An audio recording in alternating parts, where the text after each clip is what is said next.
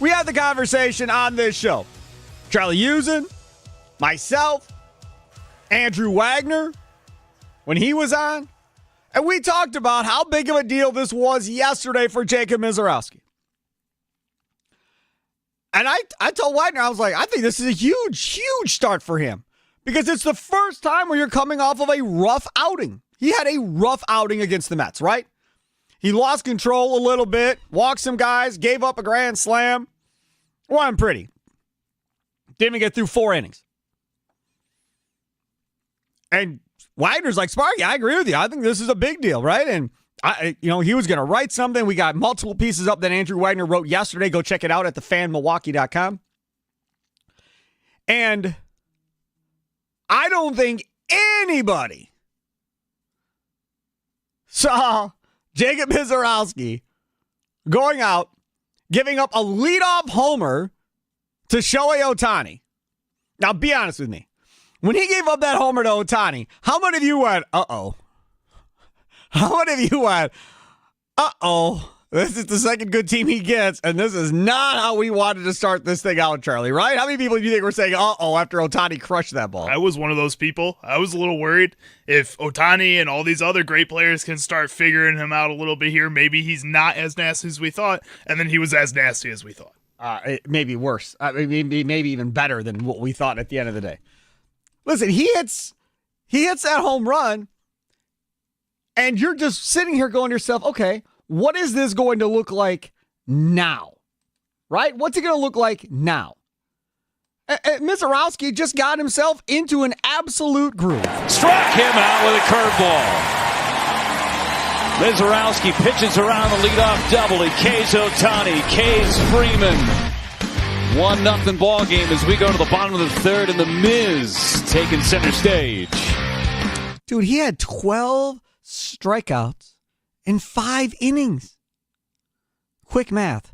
There's 3 outs per inning, 5 innings. 5 times 3 is 15. That's the extent of my education to get to the radio station. But either way, it worked.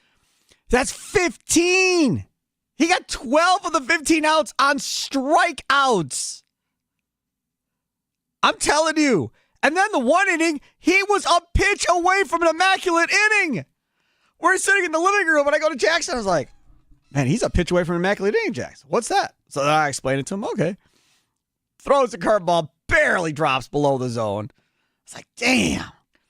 So then the next half inning, they come back, and they go, oh, he was really close to an immaculate inning. And then my 9-year-old goes, hey, did you know he's close to an immaculate inning? I'm like, we just had this conversation. Were you not in the same room with me? He starts laughing at me. Ay. Like talking to a wall. He's like, listening to me too much. It's like talking to a damn wall. But either way, that was so impressive. Do you know what I like the most? He finally got to use a dang curveball. When he got called up, I was like all over. Dude, his curveball. He goes out there, barely threw it. His first 3-4 starts. He finally broke it out yesterday and threw it at a higher percentage, and you just felt so good about things. And then obviously everybody talking about, whoa, Clayton Kershaw didn't know who he was. Clayton Kershaw knows who he is now and all that fun stuff. Yeah, you get all of that. And I'm sure you've heard this a million times, but Kershaw, who had a meeting with Jacob Mizorowski today with Brandon Woodruff behind home plate before the game, Brian Anderson said on the TV telecast today on FanDuel Sports Wisconsin. Woodruff set it up, and he said that Mizorowski went from being a starting MLB pitcher to being a kid fanboying, essentially, over meeting Clayton Kershaw at that moment in time. But here is Kershaw talking about Miz after the game. Mizorowski. Yeah, I know him now, huh? I mean, that was super impressive. Yeah, I mean, that was unbelievable. It was really special. I mean, everything, obviously the velo, but he's got 4 pitches, commands the ball, and made it. I mean, I don't know how you hit that, honestly. That's just really tough. That man is a Hall of Famer. That man has seen many of pitchers in his life while sitting in the opposing dugout pitching.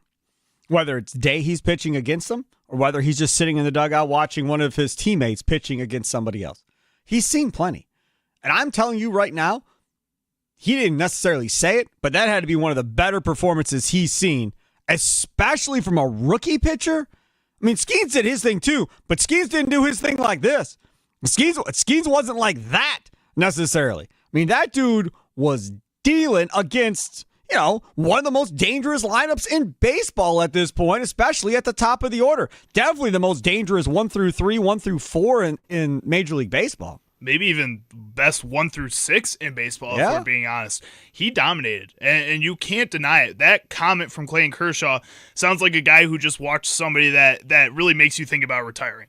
Like, that's what that sounds like. A veteran who just watched a kid that doing something that Clayton Kershaw could never imagine himself doing. And like you said, Clayton Kershaw is one of the best baseball players I have ever seen play baseball. And that's how good Jacob Misiorowski looked last night. If he can continue to do that, man, the Brewers got something here. Oh, they've got more than something. My question is, and I know the Brewers game is going on. It's 0-0. You're not missing anything over there. I want to know this. Just how good do you think he can be for the Brewers? Just how good do you think he can be for the Brewers? Now, I am trying to get Mark DeRosa on this show. We played DeRosa yesterday when we did Charlie Sounds of the Day. Then this morning, DeRosa did this whole, and they put it on Twitter too afterwards. I was watching it at home. He did this 4-5-minute piece on just Misiorowski. The energy and everything that goes along with it. Truly great stuff by DeRosa. And as it was going, not knowing if this was going to end up on Twitter or not, I'm at home and I am taking pictures of my TV screen as he's going through all of these different numbers. And these numbers are something else, right? Something else. 2025 stats with MLB ranks, minimum 5 starts in 80% of games as a starter. Strikeout percentage, 33.7. That's 4th in baseball. Whip, 0.90. So that's walks plus hits divided by innings pitched. That's 6th in baseball. Opponents are hitting 138 against Misiorowski. That's the best in baseball. Opponent OPS is 522. That is 4th best in baseball. That's pretty good, Sparky. You think? I think that's pretty good, yeah. It's pretty good, yeah. Now they went to fastball. Okay? Fastball. Average velo, 99.3. First in baseball. Now, this is a 4-seam fastball for clarification. Average spin, RPMs, 2,599 RPMs on his fastball. That is 3rd in baseball. Average extension. Now, extension is where your hand is when you release the ball. Do you know what his average extension is? Really long since he's really long. 7.5 feet, dog. 7.5 feet coming at you. He's throwing it feels like 2.5 feet closer to the plate than a lot of other pitchers. I don't even know who is in first. That's second. So somebody's even longer than him. Average perceived velocity, right? So you have average velocity is 99.3. Then perceived velocity of what it actually feels like because of how close he's releasing the ball, if he's hiding the ball, where it's coming out. 101.3 miles an hour on an average fastball. That is the best in baseball. Lowest release height. He releases it at 5'3". That's 21st in baseball. That's nuts. Because he's not coming completely over the top. He's coming kind of 3/4. But you think about this guy's nearly 7 feet tall. He's 6'7", Yes. right? So he's throwing at 2 feet lower almost than what his height is. That's insane. Yes, no doubt. Now, first 4 games, he threw the fastball 59.9%. Yesterday, he threw it 49% of the time. First 4 games, he threw the slider 19% of the time. Yesterday, 15% of the time. I told you about my curveball.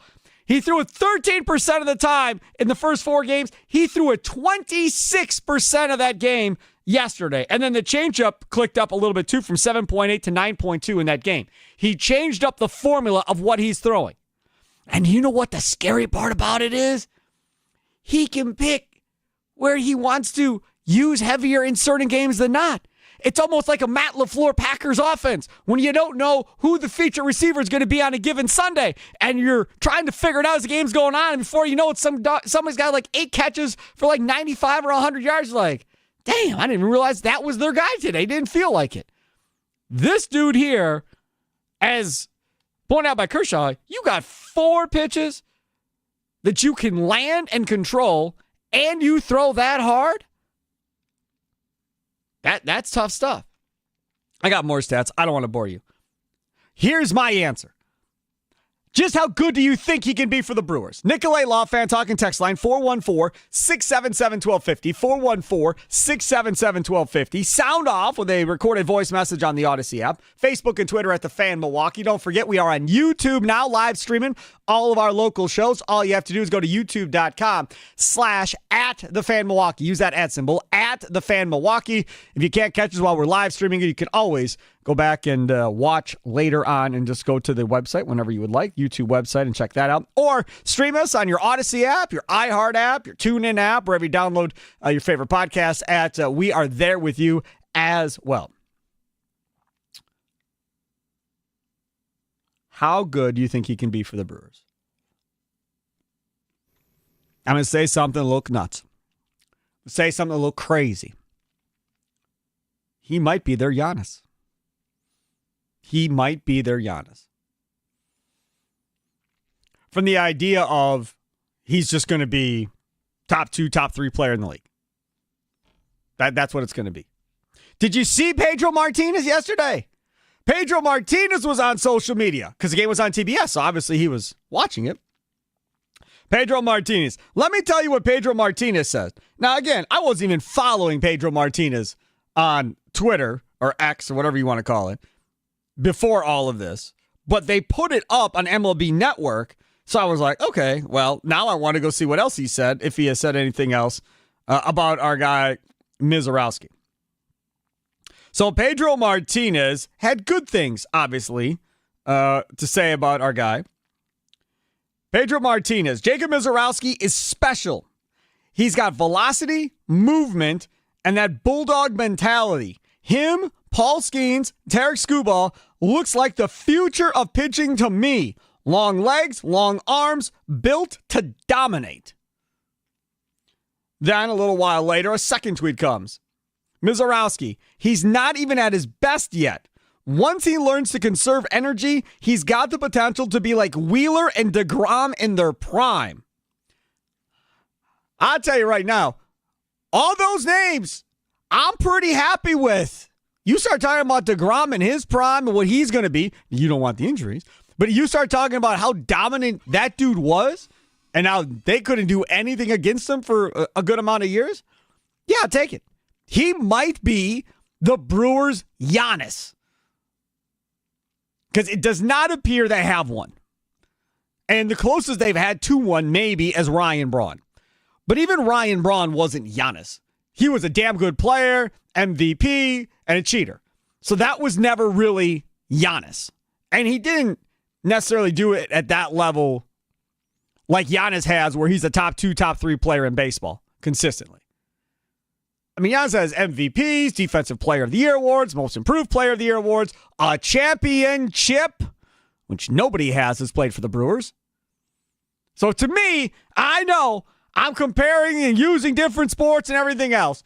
But I'm telling you right now, this dude, he might be their Giannis, Charlie. He just might be. I don't know. I think if for somebody to be a Giannis in baseball, they still have to be somewhat of an everyday player, in my opinion, which means it has to be a position player. And I think Jackson Chourio, we had these conversations about him last season when he was starting to be hot, if he was going to have this type of breakout and be the savior of this franchise. And I think it's a lot more likely that he does end up being that versus a guy like Jacob Mizorowski, just because he's going to be on the field every single day. I think we can look at a Jesus Mate or a Luis Pena, who Tommy Wirtz never wants to get rid of ever, and we could say, yeah, maybe they could potentially be a Giannis.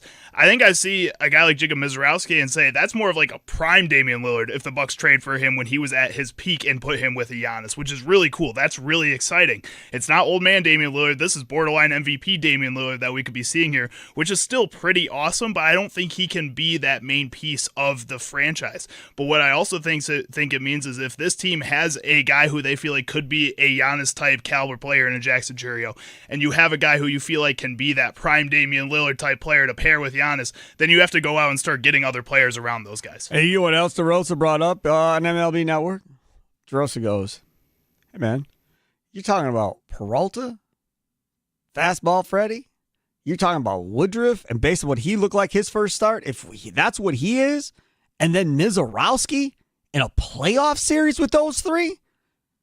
Hey, Milwaukee could be pretty scary if they get to the postseason with those three at the front. Now, again, we don't know if Woodruff is going to hold up. We don't know if Mizorowski is even going to be allowed to pitch at that point based on innings pitched and where he's going to be at physically and where the Brewers are going to be at as far as allowing him to pitch one way or the other. Remember, we've been talking about here comes Nestor Cortez, and what are they going to do? Send somebody down to bring in Nestor Cortez. I just don't think you can now. I mean, if he struggled against the Dodgers after struggling against the Mets, then you could maybe justify it and go, okay, had a couple of good starts, not quite ready yet. We're going to send him back down there for a little bit more seasoning. You can maybe justify it. Like if he gave up 5 runs in 3 innings yesterday after getting shellacked by the Mets and 3 1/3 or whatever it was, then maybe you could justify it. But after yesterday, no chance. There's no way. They will get absolutely crushed around Major League Baseball if they send Mizorowski down. So now the next option is 6-man rotation. Like, I think, because again, you're going to limit Woodruff too, right? You're going to save Woodruff and give him an extra day of rest every week. I think that might be what they end up with is a 6-man rotation. I think it's possible, but at the same time, when you look at what Logan Henderson did in his short stint with the Milwaukee Brewers, there was really no justifiable reason to send him back down, and they still ended up doing it. Yes. So I think right now, yes, we can be excited about Jacob Mizorowski. I firmly believe he is the best pitcher in this starting rotation, and he proved it last night against the best team in baseball. So if you're going to send him down, yeah, it's going to be a big wave, but it's not unprecedented for this Brewers team to do this. So Sarah Lang, she covers Major League Baseball. We know Sarah Lang's on Twitter. More than 30 strikeouts and 12 or fewer hits allowed in their first 5 career outings over the last 125 seasons. Can you name the 2? Oof. More than 30 strikeouts and 12 or fewer hits allowed in their first 5 career outings. Mizorowski, I'm going to assume, is one of them. Is it Paul Skeens? Probably. He did have that one blow-up start early in his career, too. Nope. Yeah. That's tough. Corbin Burns, maybe another Brewer. Current teammate. Freddie Peralta? Yep. Ooh, okay, fastball Freddie. That's pretty exciting. Mizorowski, Peralta, that's the end of the list. There is nobody else on the list. That is crazy good, that list. That is really, really, really good. So that's all good stuff, again, from what we saw from Mizorowski last night. It was so, so good. Mizorowski, the other thing that we set up last night, Mizorowski generated 21 swings and misses, according to Adam McKelvey, establishing a new season high for a Brewers pitcher. And that's the one thing. Like, the Brewers are playing the Dodgers right now, right? And you've got Quintana out there against Glasnow. And the first couple of innings, Glasnow wasn't getting any swings and misses. Like, very concerning if you're a Dodgers fan watching Glasnow not get a lot of swings and misses. Now, since then, he's settled down a little bit and looks a little bit more like Glasnow. And they're into the top of the 5th in a scoreless game at this point. But that's pretty good. How about this from Vinny Rottino? The Miz has 4 wins in his first 5 MLB starts. In those 4 wins, he's outdueled Sonny Gray, Joe Ryan, Paul Skeens, and Clayton Kershaw. Those are all probably going to be Hall of Famers. That's the future and the past of the current pitching world right now. And Joe Ryan might be on the trading block, I heard this morning. Which is nuts. He should not be. That Twins team, they're about as bad as the Brewers when it comes to giving up on guys. They're only 4 games out of the wild card. It's the same thing. I mean, they're buried in the division, like 14, 15 back in the division of the Tigers, but they're only like 4 games out of the wild card. So the question is, are they going to blow it up?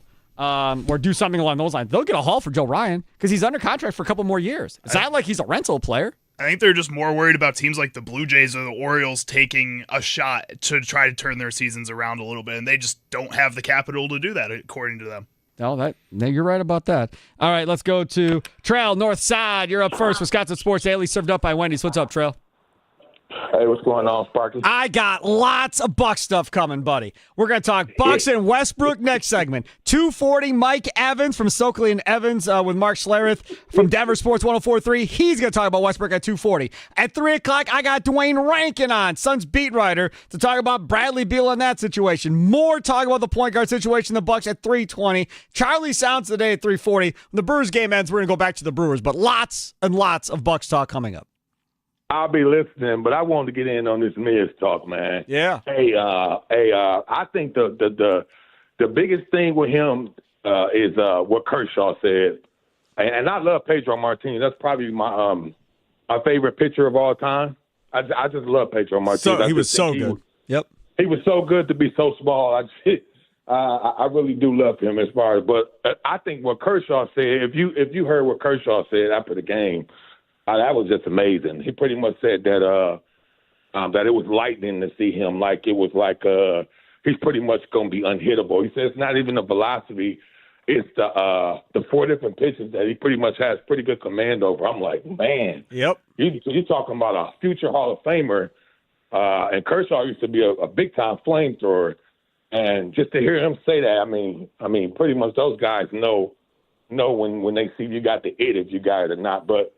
I mean, like always, it's going to be up to this management to see what they do when they get these type of players. Are we just going to, ride them for 5 or 6, 7 years until arbitration is over, and then we're going to trade them, or are we going to actually build a team around where he actually can showcase his stuff? Okay, so this is the thing, right? So you paid Churio all this money, and it's only like $8 million a year or whatever else. That was before he saw a pitch in the big leagues. That was just based on minors, right?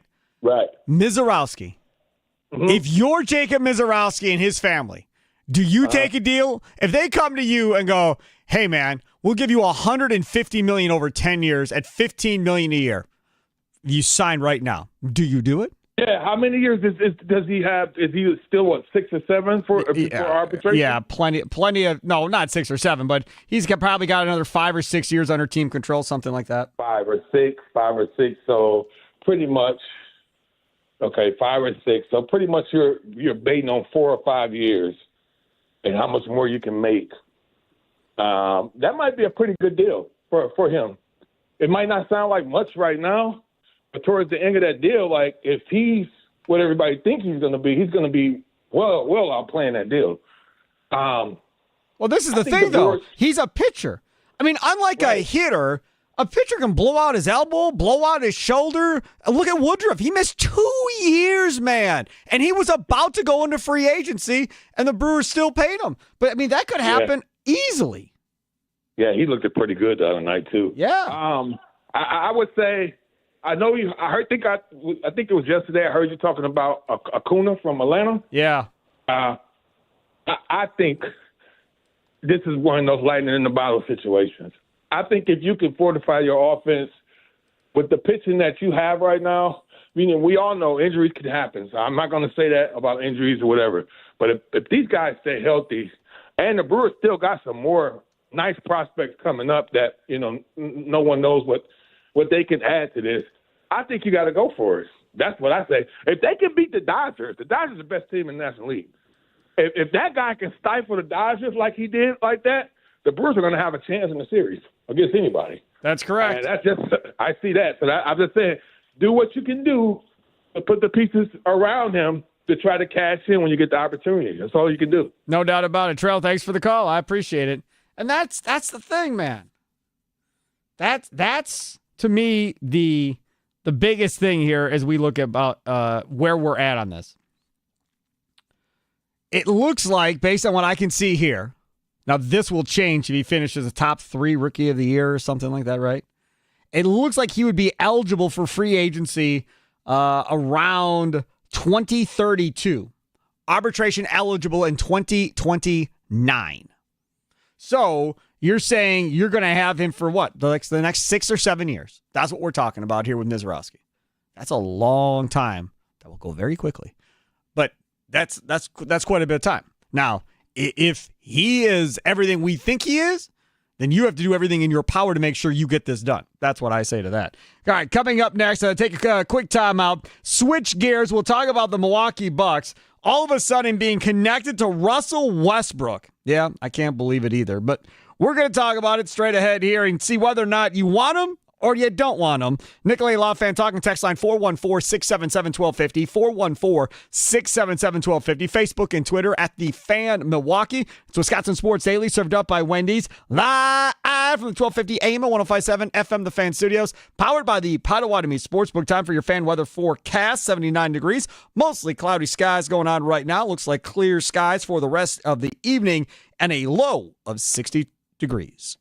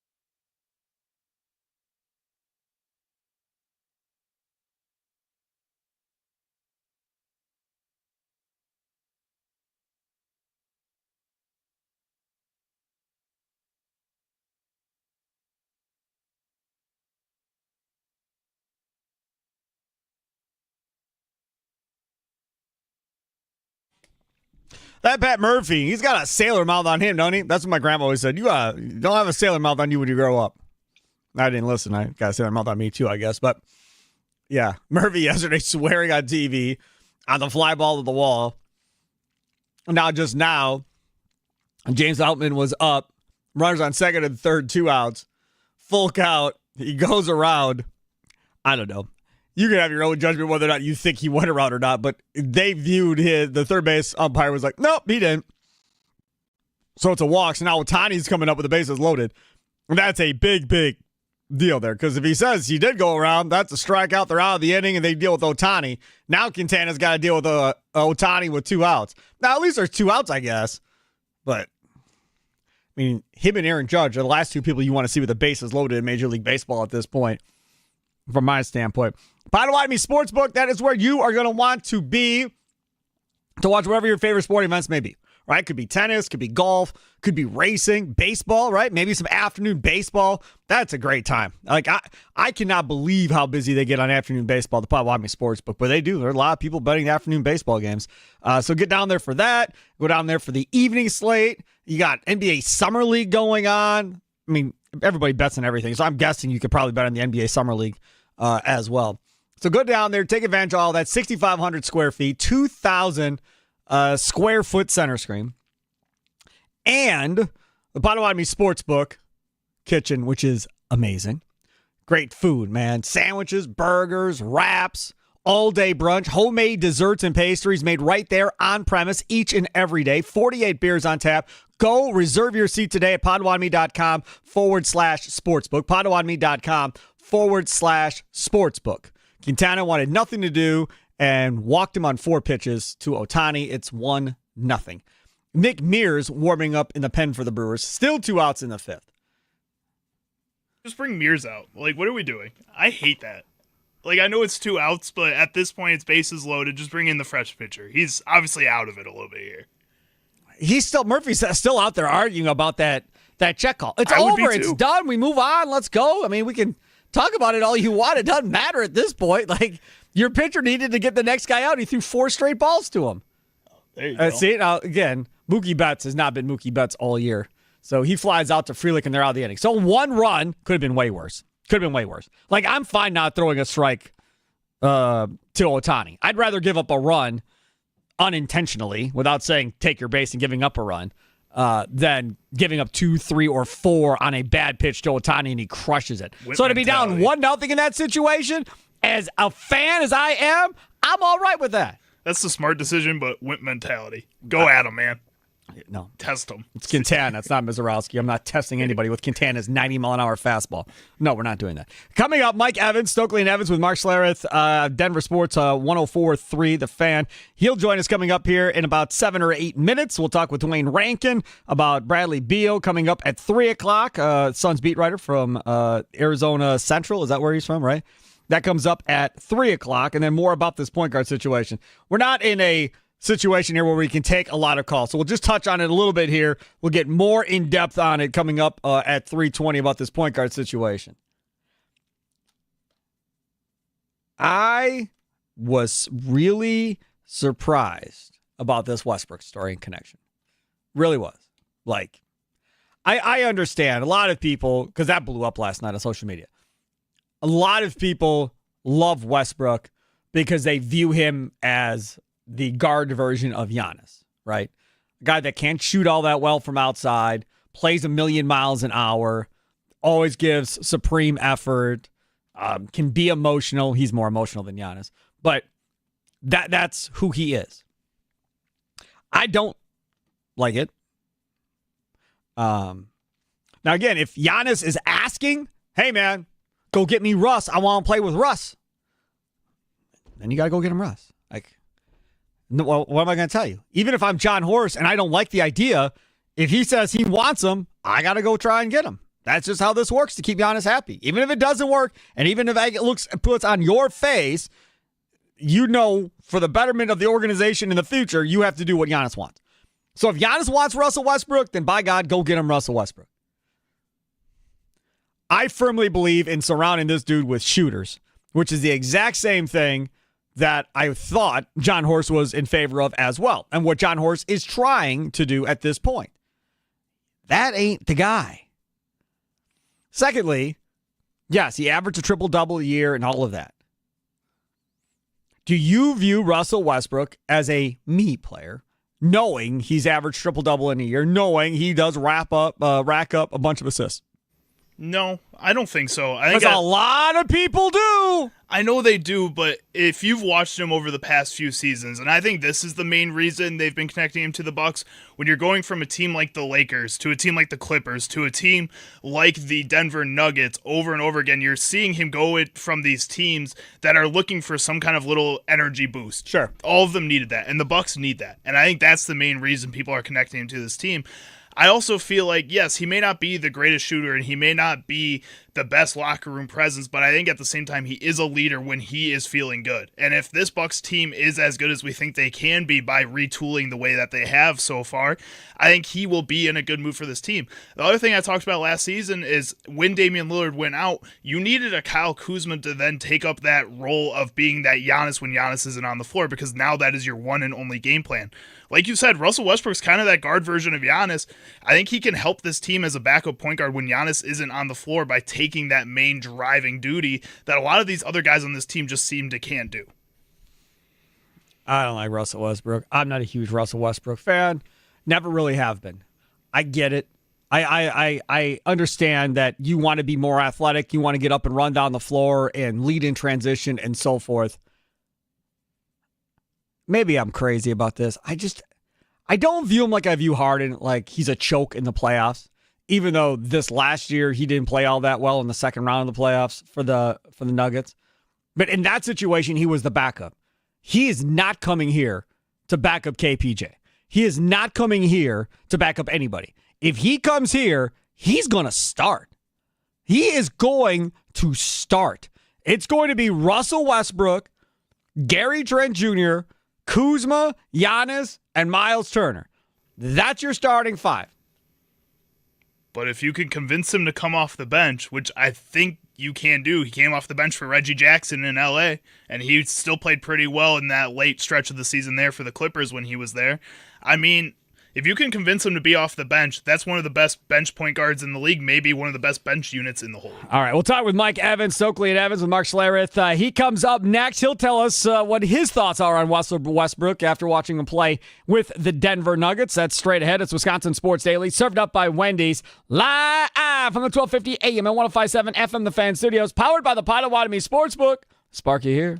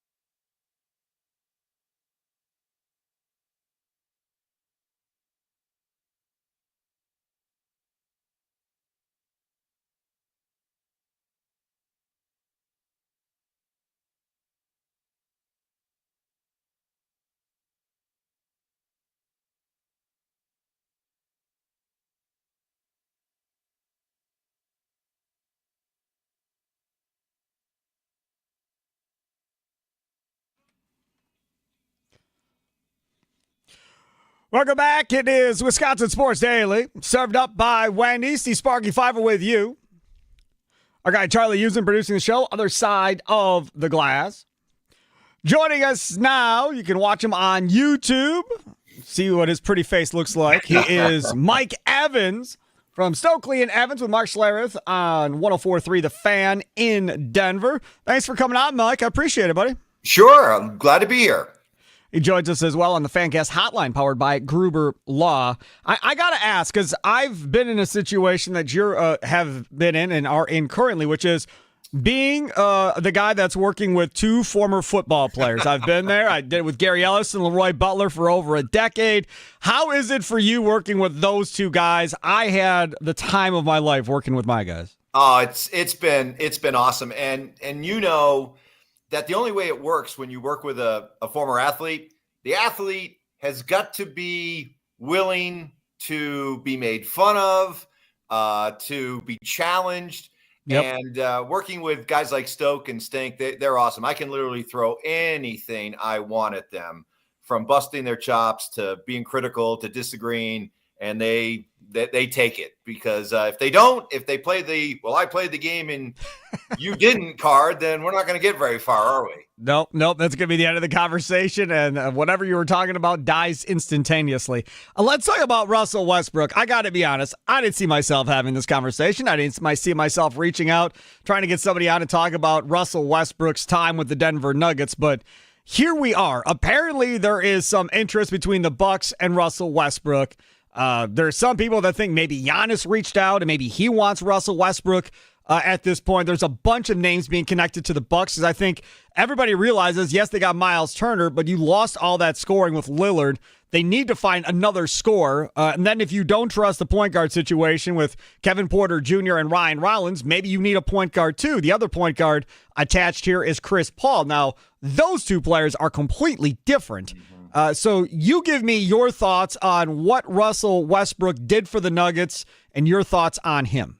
Well, he's the agent of chaos, and he's fun to watch.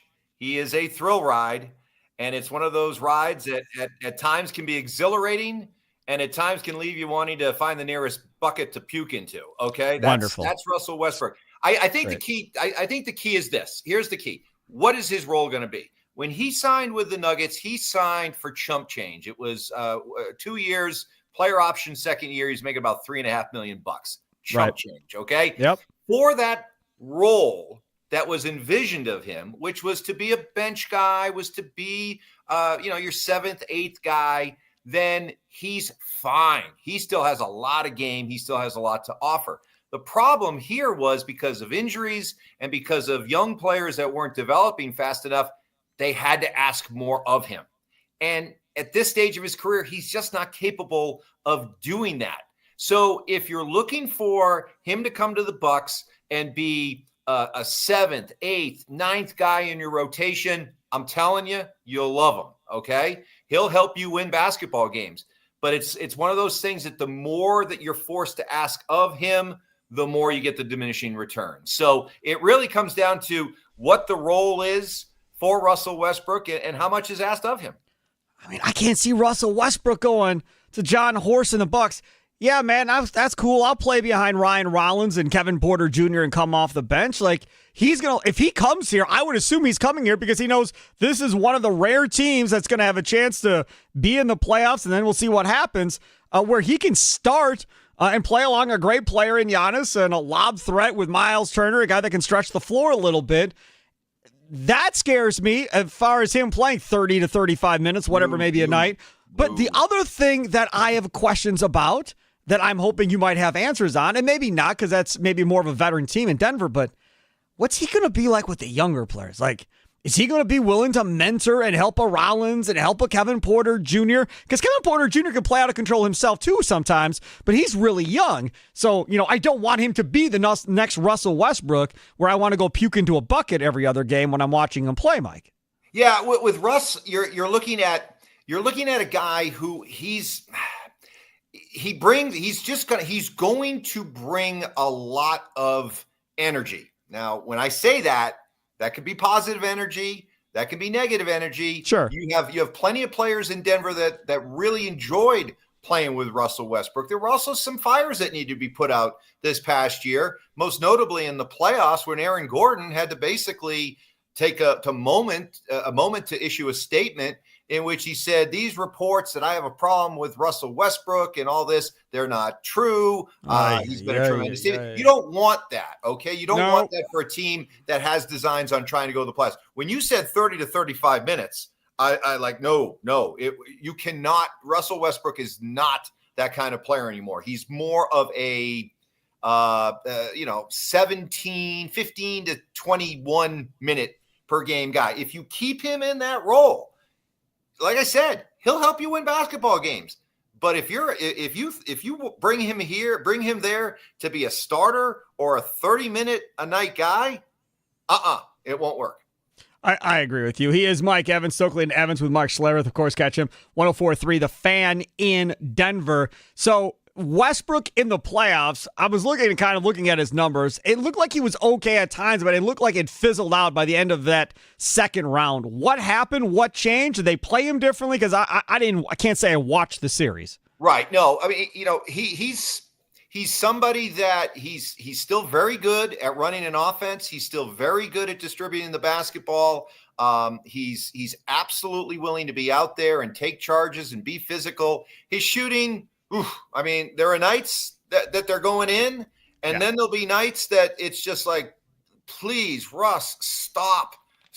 And you just cringe every time he lines up to take a corner three. That's part of the Russell Westbrook experience now these days. But if he's somebody that will help you win games, but he'll help you lose a game too. And for example, probably the reason why Michael Malone ended up getting fired here, there was a regular season game against the Minnesota Timberwolves in which Russell Westbrook just basically single-handedly lost the game, in which he had a chance to run out the clock, did not, ended up pushing the play, missed the layup, went back down, lost his guy. Minnesota ended up winning the game. It was as far as regular season losses go, it was a crusher, even for a team like the Nuggets that have a championship background. And I think in effect, it was kind of really that proverbial straw that just at that point, management stepped in and they already felt it was going maybe the wrong way. That game,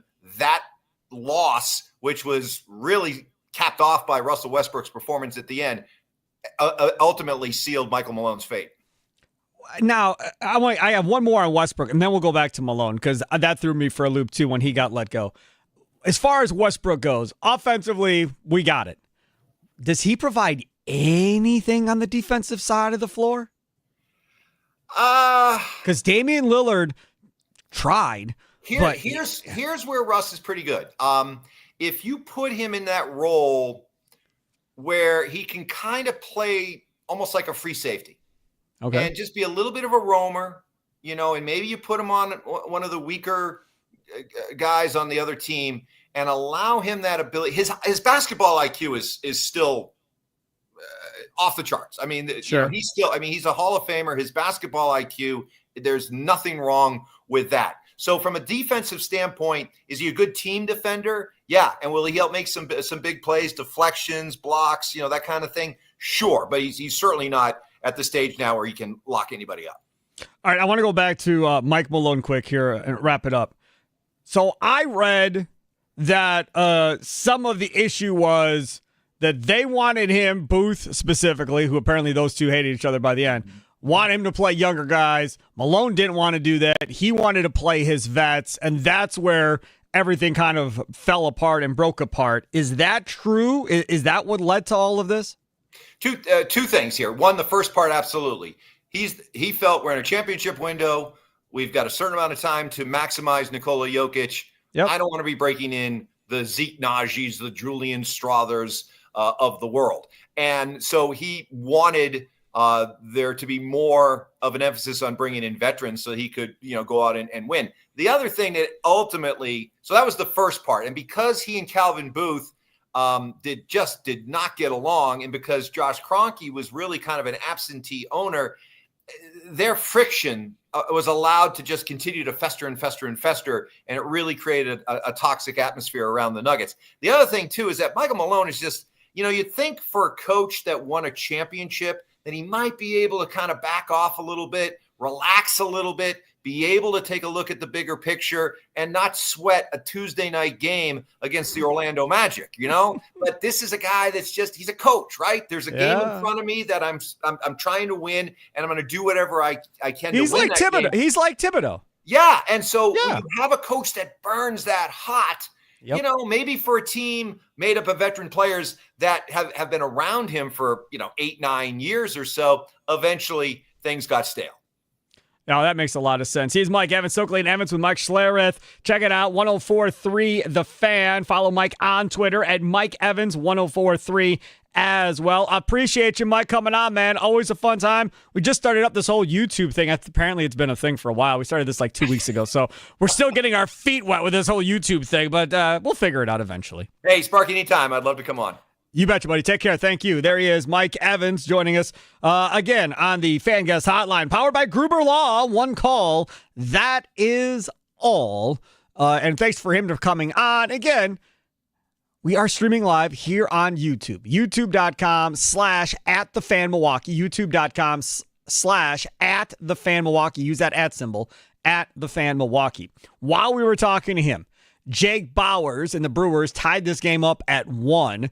Bowers went to steal third on a Frelick swing and miss. It was a poor throw to third down the left field line. Bowers got up, scored to tie it at 1 apiece. Quintana still was in the game, and still is technically in the game. We are now in the bottom of 6. Quintana has pitched through 6, giving up only 1 run to the Dodgers. Charlie, we said this on Monday. And Monday I was wrong because they scored 9. But I said the only way I see them winning games in this series is to get down and play in the mud and keep this 2, 3, 4 runs. And if they can do that, they'll have a chance to win. But if this thing starts getting to 6, 7, 8 runs a night, Brewers, I don't think, can match up offensively. And their pitching has done way good as far as keeping this thing in the mud and not letting the Dodgers have an offensive explosion. I feel bad for whoever gets the Dodgers after this series because this is going to be, 6 straight if they lose this game? It could go either way. It's 1-1 in the 6th. I'm not saying the Brewers are going to win, but if they lose this 6-6, somebody is going to feel the wrath of the Dodgers before the All-Star break. So I don't even know who they play next. I should look. They're going to wallop somebody before this is all said and done. They're going to drop like 20 on somebody. Oh, I believe it. I think for the Milwaukee Brewers, that's not only the case for just playing against the Dodgers, but so far this season, that's been the case all year. If you can keep the other team at a low score, this team can usually guarantee you about 3 to 4 runs. The problem is you can't guarantee any more than that if your pitching is having one of those off days. Right now, they've been good, so fingers crossed it stays like that. That's the thing, too. You look at this Dodgers and Brewers series. The Brewers are making the Dodgers all of a sudden gettable in the Western Division and allowing the division to kind of hang around maybe more so than you would expect. I'm looking to see who the Dodgers play they have next. San Francisco next. So it's a rivalry series. That's a tough one to go into. You got to get on a plane and go back to the West Coast of San Francisco for a night game tomorrow night on a 6-game losing streak coming in. They have a day off. They go Friday. So they go Friday, so that's good. But still, Giants are going to be licking their chops and at the same time probably sweating like, oh, my God, please don't let us be the ones that we have to get this taken out on. Because there's just too much talent offensively for this Dodgers team to lose many more if they lose this one here today. Take a quick time out, come back. Dwayne Rankin, Suds beat writer, will join us coming up at the top of the hour to talk about Bradley Beal and what he thinks of a possible fit with Bradley Beal and the Milwaukee Bucks, his time in Phoenix, how that all played out. And I'm going to ask him the same thing I asked Mike Evans about, is Bradley Beal a me guy? Like, is that what this is? Is this all about Bradley Beal getting his shots, getting his points, and it's not about anybody else? Because to me, that is a very, very important question. Because I don't really think Giannis has any intention of wanting to play with a me guy. None. So either you're going to be in with Giannis's mentality about we're going to do whatever we have to do to figure out how to win, and if you're not going to be that guy, Giannis probably does not want to play with you. That would be my guess on how this whole thing plays out. So we'll talk with Dwayne Rankin coming up next. U.S. Cellular, Us-Days going on again, and I have some good news for you. I get to participate in Us-Days. Why? Because I'm a subscriber and part of the U.S. Cellular family, have been for over a decade. I have good news for you. If you are also a person that uses U.S. Cellular for your cell phone service, you also can participate in Us Days. I have bad news for those of you that don't. You can't, because you're not a part of the family. I've got good news for you, though. Yeah, I do. Yeah. You can go switch your service at a U.S. Cellular store. Then you can hop aboard and take advantage of the Us Days stuff that is going on right now. This exclusive event to celebrate loyal customers with unique offers. This includes big discounts on new phones and tablets, plus other giveaways and events like parking lot parties. I've seen videos. I've talked about this every time we've talked about this, but DJs, food trucks, bags, tournaments, all kinds of stuff going on around the country at these Us Days parties at different U.S. Cellular stores. Now, to find the nearest local event nearest to us, southeastern Wisconsin, uscellularparty.com. uscellularparty.com. It goes to July 16th, so until next week. Customers who visit a store or their website can also check out the best upgrade offers of the season if you can't make it to a party. Again, go to the website right now, uscellularparty.com. Dwayne Rankin, Suns beat writer, joins us next here on Wisconsin Sports Daily, served up by Wendy's, live from the 1250 AM at 105.7 FM The Fan Studios, powered by the Potawatomi Sportsbook. Sparky here.